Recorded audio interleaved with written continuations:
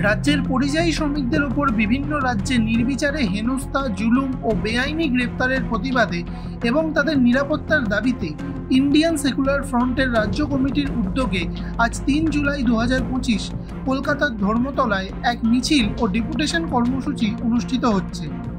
এই কর্মসূচি শুরু হয় ধর্মতলা থেকে এবং শেষ হয় শ্রমমন্ত্রীর দপ্তর পর্যন্ত। এরপর সেখানে তারা ডেপুটেশন জমা দেন। এই আন্দোলনের নেতৃত্বে রয়েছেন ভাঙড় বিধানসভার বিধায়ক ও আইএসএফ এর চেয়ারম্যান নওশাদ সিদ্দিকী।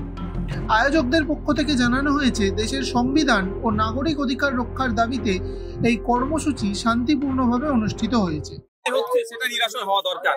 এই নিরসনের দায়িত্ব রাজ্য সরকারকে নিতে হবে, রাজ্যের শ্রম দপ্তরকে নিতে হবে।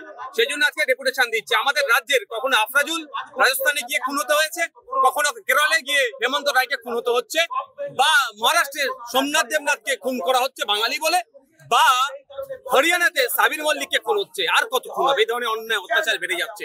বাংলায় কথা বলছে বলে পুশব্যাক করছে, বাংলায় কথা বলছে বলে বাংলাদেশি বলে দেখা দিচ্ছে। এটা বন্ধ হওয়া দরকার। এই জন্য আজকে আমরা ডেপুটেশন দিচ্ছি। রাজ্যের শ্রম দপ্তর যদি দায়িত্ব নাই ভালো, তাহলে আগামী দিনে আমরা ধর্নায় বসবো।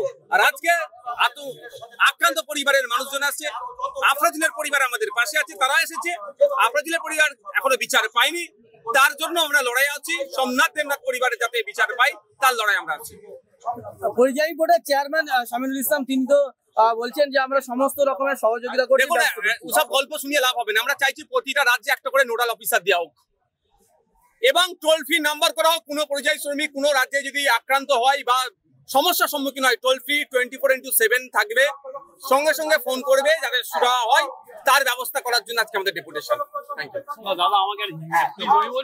আরো খবরের আপডেট পেতে সাবস্ক্রাইব করুন আমাদের ইউটিউব চ্যানেলটি আর বেল আইকনে ক্লিক করুন নোটিফিকেশনস পেতে।